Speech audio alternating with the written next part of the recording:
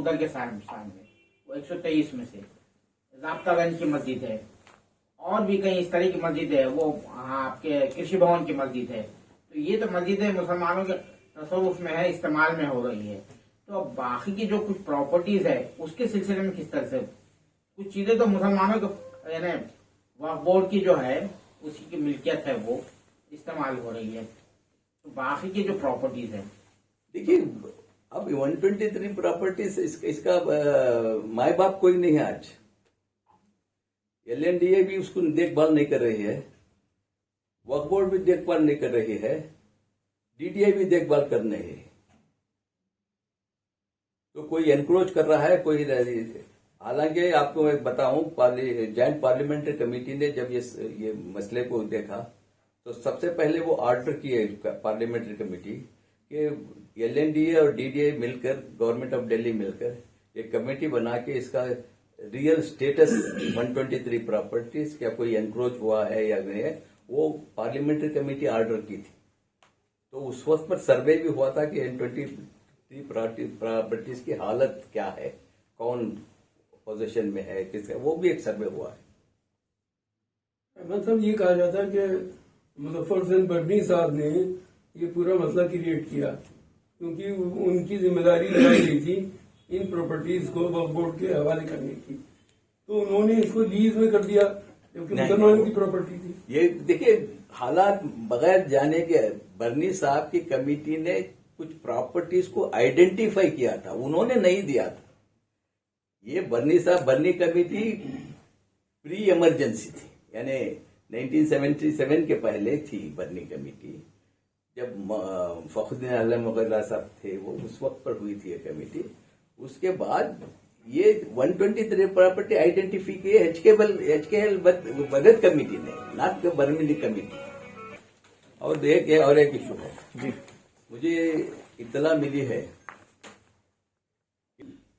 National work development corporation को खत्म करने जा रही है। National work development corporation UPA के वक्त पर बना था और इसका मकसद था कि औकाफ के प्रॉपर्टीज को अगर तरक्की करना है, एक्सप्लॉइट करना है कमर्शियली, एक सेपरेट कॉर्पोरेशन की जरूरत है। इसकी रिकमेंडेशन जॉइंट पार्लियामेंट्री कमेटी भी दी थी। पार्लियामेंट्री कमेटी और सचार कमेटी की रिकमेंडेशन को इम्प्लीमेंट करते हुए एक कॉर्पोरेशन बनाया था 2014 में, बिगिनिंग में जनवरी में, ये नेशनल वर्क डेवलपमेंट कॉर्पोरेशन, जिसे नवाड को कहा जाता है। उसमें इसका मतलब था कि 500 करोड़ का कैपिटल का एक कॉर्पोरेशन बनाया जाए, क्योंकि औकाफ के प्रॉपर्टी जो सेक्शन 32(5) में ये पावर दिया गया है कि वक्फ बोर्ड को कि जो भी कमर्शियली डेवलप प्रॉपर्टी कर सकते थे उनको इन्वेस्टमेंट करके वक्फ की आमदनी को बढ़ाया जाए। अब यहाँ पर कोई इन्वेस्ट करने की ताकत नहीं रहती थी, उसके एक separate corporation, national building construction corporation जैसी है, तो हुकूमत के इस तरह का कॉर्पोरेशन बनाया जाए। तो हमने वो रिकमेंडेशन को एक्सेप्ट करते हुए साचार कमेटी के रिकमेंडेशन को और जॉइंट पार्लियामेंट्री कमेटी के रिकमेंडेशन को ये कॉर्पोरेशन बनाया 2014 में, और उसका 500 करोड़ का ऑथराइज कैपिटल करने थे। उसमें नेशनल माइनॉरिटी फाइनेंस कॉर्पोरेशन और सेंट्रल वर्क काउंसिल ये 51% कैपिटल कंट्रीब्यूट करेंगे, और जो भी हिंदुस्तान के औकाफी इदारे हैं वो 49% कंट्रीब्यूट करेंगे। इस तरह का एक बड़ा अच्छा कॉर्पोरेशन बनेगा और वो फंड्स प्रोवाइड करेगा डेवलपमेंट के लिए। मगर जब UPA की सरकार गई तो इन्होंने उसको टोटल नेग्लेक्ट कर दिया। 4-5 UPA सरकार, बल्कि 9 साल हुआ, 9 साल में वो कुछ उसको कोई एक्टिविटी नहीं की। आज मुझे इत्तला मिली है कि ये वो खत्म करने जा रहे हैं। तो एक तरफ हम पूछते हैं कि साचार कमेटी क्या हुआ, उसका रिकमेंडेशन क्या हुआ, ये अब जो इम्प्लीमेंट किए हैं रिकमेंडेशन उसको खत्म किए जा रहे हैं।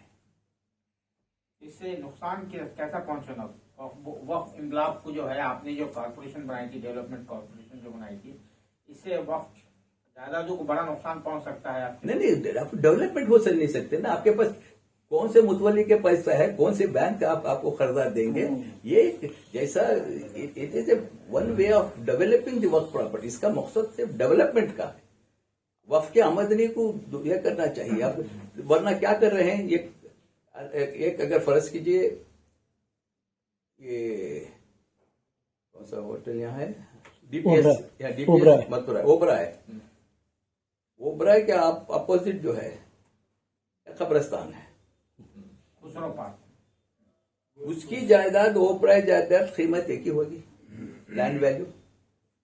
आज वो सिर्फ एक मैदान है, एक मट्टी का ढेर है, क्योंकि उसकी वैल्यू है मगर वैल्यू इस्तेमाल नहीं करते। अगर उसके ऊपर सिर्फ 1 एकड़ के ऊपर अगर आप 20 करोड़ इन्वेस्ट करेंगे तो आपको 2000 करोड़ हो जाएगी।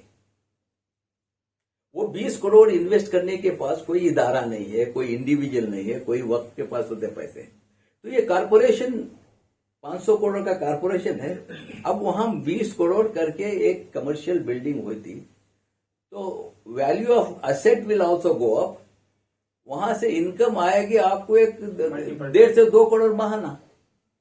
तो ये मकसद था कि साचार कमेटी ने सारे मुल्क का जायजा लेके ऐसे बहुत से अच्छे प्रॉपर्टीज हैं उसको ये करके, अगर उनका कहना है कि अगर वक्फ प्रॉपर्टी डेवलप करे तो मुसलमान किसी के सामने हाथ फैलाने की जरूरत नहीं, हमें तालीमी में इसके। तो वो एक सजेशन था, अच्छा सजेशन था, पार्लियामेंट्री कमेटी ने दी, हमें वो काम किया, इम्प्लीमेंट किए हमें।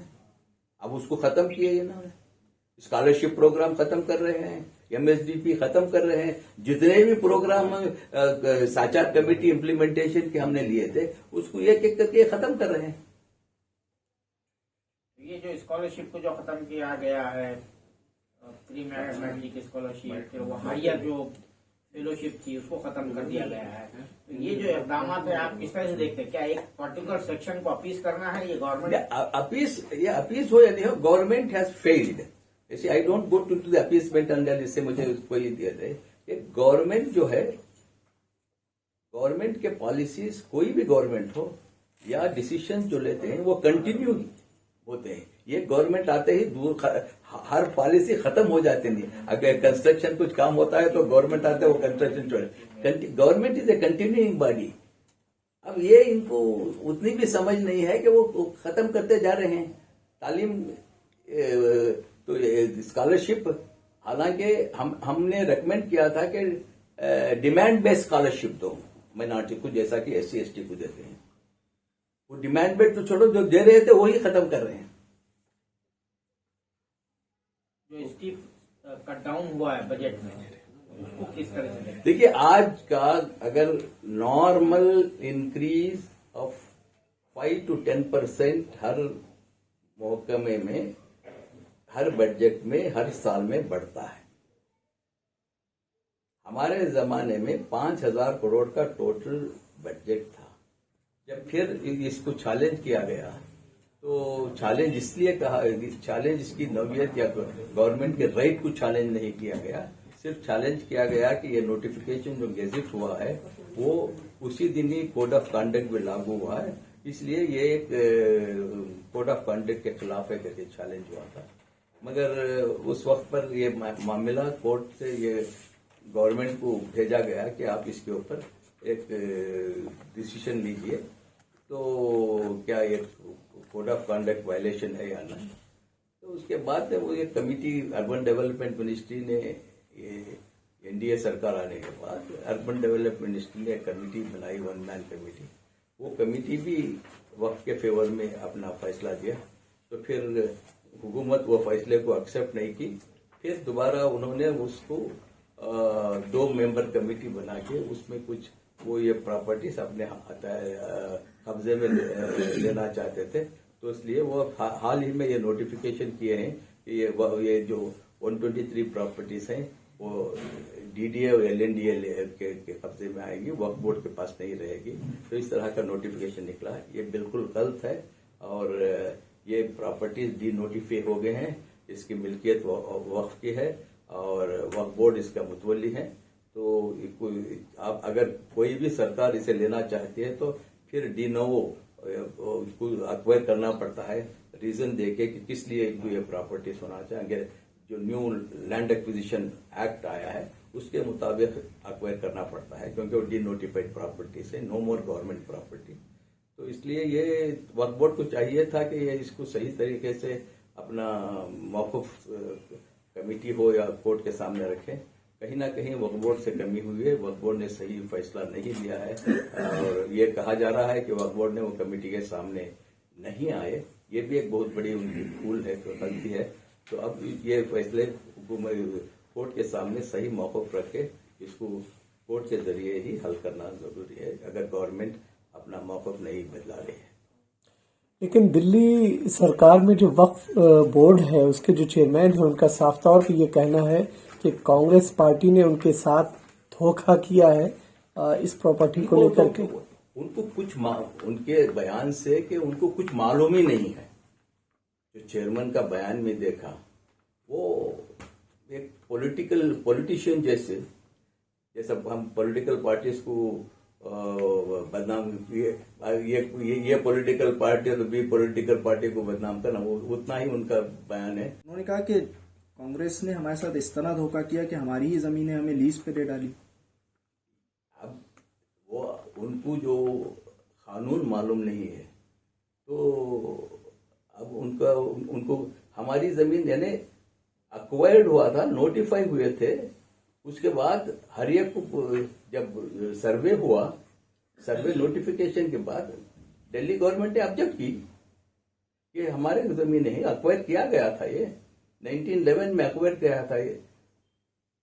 तो कांग्रेस ने ये 123 प्रॉपर्टी दे के वक्फ को मदद नहीं की है, एक रियलिटी जो है वो एक्सेप्ट की है कांग्रेस ने इसका। अब मैं उनके वो एक पॉलिटिकल स्टेटमेंट है, उनको जानकारी ही नहीं, तो अब अगर वो 123 प्रॉपर्टी हमारे ही प्रॉपर्टी है तो 700 भी हमारे ही है ना। जो 700 प्रॉपर्टीज 1970 में गेजेट हुए थे, तो 700 भी हमारे ही हुए। क्यों खामोश हैं आप? रहमान साहब, एक दलील ये दी जा रही है कि वो जो प्रॉपर्टी थी, वह प्रॉपर्टी क्योंकि नहीं हो पाया, उनका जो कंपनसेशन था, जो मुआवजा था, वो नहीं लिया गया था। इस वजह से कभी एक्वायर पूरी तरीके से एक्वायर हो नहीं पाई थी। इसको उसी को चीज को एक्सेप्ट किया है गवर्नमेंट ने। तो फिर लीज पर देने को आप कैसे ठीक कह सकते हैं? अरे आप लीज पहले दिया गया था 1980-81 में, जब ये डिसाइड हुआ कि 123 प्रॉपर्टीज आइडेंटिफाई किए थे HKL भगत कमेटी ने, तो उस वक्त की सरकार ये सोची कि किस तरह से, क्योंकि अक्वायर प्रॉपर्टी है, गवर्नमेंट के प्रॉपर्टी है, इनको किस तरह से वक्त को वापस किया जाए। तो उस वक्त पर एक लीगल ओपिनियन दिया गया कि इसको लॉन्ग लीज दीजिए। परपेचुअल लीज का सिस्टम आज भी है, गवर्नमेंट किसी चाहे तो अपनी जगह परपेचुअल लीज पर दे सकती है। तो उस वक्त पर सोचा गया कि हम परपेचुअल लीज पे दे देंगे वक्त को, उनके मैनेजमेंट को। परपेचुअल लीज का माना ओनरशिप ही होता है इन इंटर। तो परपेचुअल लीज दिया गया था, अब उसको चैलेंज किया गया। अब परपेचुअल लीज तो चैलेंज करते, मामला 17 साल कोर्ट में था। उसके बाद जब वापस हुकूमत को आए तो हाईकोर्ट ने कहा इसके ऊपर डिसीजन लो। तो ये यूपीए ने किया ना कि इसको लीज से निकाल के इसको देखिए, यही ये जो वर्ड आप बोल रहे हैं कि अगर इसको कॉम्पनसेशन नहीं दिया गया या प्रूफ है, तो उस हिसाब से ये मिनिस्ट्री ने किया। तो हमने इसको बाद में एक कमेटी बनाए थे, अटॉर्नी जनरल का ओपिनियन, ये ओपिनियन आया जो आप कह रहे हैं कि जब अर्बन डेवलपमेंट मिनिस्ट्री ने ओपिनियन पूछा अटॉर्नी जनरल को कि यह प्रॉपर्टी एक्वायर हुए हैं, तो अटॉर्नी जनरल ने अर्बन डेवलपमेंट मिनिस्ट्री को ये दिया कि ये अगर ये प्रॉपर्टीज का कॉम्पनसेशन नहीं दिया गया है या इसकी पोजीशन लेने की उनके पास सनद नहीं है, तो ये एक्विजिशन इनकम्प्लीट है। तो हमने उनको पूछा, मिनिस्ट्री ने पूछा कि आपके पास क्या प्रूफ है कि पोजीशन देने का, कॉम्पनसेशन देने का। उनके पास कोई प्रूफ नहीं था। इससे हम भेजे फिर अटॉर्नी जनरल को, तो अटॉर्नी जनरल का अगर प्रूफ नहीं हो तो एक्विजिशन इनकम्प्लीट है। फिर मिनिस्ट्री ऑफ माइनॉरिटी अफेयर्स ने एक कमिटी सेटअप की लीगल एक्सपर्ट्स की, एक retired chief justice of high court, retired जज ऑफ हाई कोर्ट और 3-4 एडवोकेट्स, उनको एक कमिटी बना के वो पूरा दस्तावेज निकाले, कौन सा जजमेंट, कौन से जजमेंट में ये हुआ है, यानी सिर्फ बातों से नहीं चलता ना कि या कंपनसेशन के बाद। तो हमने वो रिपोर्ट को फिर अर्बन डेवलपमेंट मिनिस्ट्री को भेजा। ये सब दस्तावेज के बाद अर्बन डेवलपमेंट मिनिस्ट्री ने कैबिनेट नोट भेजा। ये मसला कैबिनेट में आया, यह कि मिनिस्ट्री का मसला कैबिनेट में डिस्कस हुआ। डिस्कस होने के बाद इसको डी नोटिफाई देने की फैसला लिया गया और वो डी नोटिफाई का गैजेट नोटिफिकेशन भी हो गया। ये सिंपल इतना ही। वक्फ बोर्ड को क्या करना चाहिए? दिल्ली वक्फ बोर्ड वक्फ बोर्ड को अब ये सब ये झगड़े में पड़ने से नहीं, यूपी अब वो पॉलिटिकल ये बेहुदा बयानात से वक्फ बोर्ड बचे, कानून की हैसियत को समझे और अपना अगर फैसला सीधा हाई कोर्ट या सुप्रीम कोर्ट को जाना चाहिए। और अगर हुकूमत तो अब फैसला ले चुकी है, कोई उम्मीद नहीं है हुकूमत हमारी सुनेगी, हाई कोर्ट या सुप्रीम कोर्ट को जाना चाहिए और सही इसका केस को लड़ना चाहिए। ना कि ये कि यूपी हमारी जमीन थी एक्वायर हुई थी और पूरी जमीन हम वापस नहीं दे सकते, एक्वायर नहीं हुए। जो बची है जो 123 यहाँ सिर्फ 123 प्रॉपर्टी की है और यूपीए ने दी, तो आप कहना कि यूपीए ने हमारी जमीनें हमें दे दिया, ये क्या मतलब है? जो दूसरे महकमों को मिल रहा है तो यहां कट किए जा रहे हैं, बज्जा खत्म किए जा रहे हैं। और ये भी जो है एमएसडीपी हो, ये जितने भी प्रोग्राम्स माइनॉरिटी अफेयर्स मिनिस्ट्री के चला रहे हैं, ये साचार कमेटी के रिकमेंडेशन। अब इन्होंने नहीं पहले क्वेश्चन किया था कि आप साचार कमेटी कहाँ इंप्लीमेंट कर रहे हैं, कौम ने किया था। हर जगह यही होता है कि साचार कमेटी क्या है, साचार कमेटी कहाँ है, कौन इंप्लीमेंट करते हैं, तो जाने हुआ है। तो हमने एक कंस्ट्रक्टिव वे से साचार कमेटी को इंप्लीमेंट की थी। उसके बाद मैंने खुद प्रोफेसर कुंडू कमेटी अपॉइंट किया कि गवर्नमेंट को यह मालूम हो कि कहां तक ये जो रिकमेंडेशन इंप्लीमेंट हुए हैं, और कुंडू कमेटी रिपोर्ट भी मंजर आम पे आ चुकी है। तो हमारी जिम्मेदारी हम पूरी की है। रमन साहब, ये जो कहा जाता है कि वक्त मुसलमानों का है, उसके जिम्मेदार भी मुसलमान बनाए गए, लेकिन उसको खुर्द-बुर्द करने का काम भी उन्होंने किया। बिल्कुल, इसमें कोई दो राय नहीं। सबसे बड़े एनक्रोचर मुसलमान ही हैं। हम कहीं अखबारों में बोल के हुकूमत बड़ी एनक्रोच बढ़ चुकी है। हर प्रॉपर्टी जो एनक्रोचर्स हैं ज्यादातर मुसलमान हैं और गवर्नमेंट के कब्जे में भी बहुत सारी जमीनें गवर्नमेंट के हैं, वो बिल्कुल। इसीलिए हमने वक्फ एक्ट को अमेंड किया। वक्फ एक्ट जो दूसरा फैसला हमने लिया कि वक्फ को बचाने के लिए कि एक वेरी जो वक्फ एक्ट बहुत कमजोर था, उसको हमने एक्सटेंसिव अमेंडमेंट करके 2013 में उसमें यह भी कहा कि अगर गवर्नमेंट के पास वक्फ की जगह है, वो वक्फ की जगह डिक्लेयर ट्रिब्यूनल में वक्फ जगह डिक्लेयर हुई, गवर्नमेंट विद इन 6 मंथ्स वापस करना पड़ेगा। ये एक्ट अमेंडेड एक्ट है। लेकिन क्या इसमें इम्प्लीमेंट हुआ है? अब इम्प्लीमेंट करना नहीं करना हुकूमत का काम है या वक्फ बोर्ड का काम है? वक्फ बोर्ड ये वक्फ बोर्ड ऑटोनमस है, उनके ऊपर उनके पास पावर्स है, वो इम्प्लीमेंट नहीं कर रहे हैं।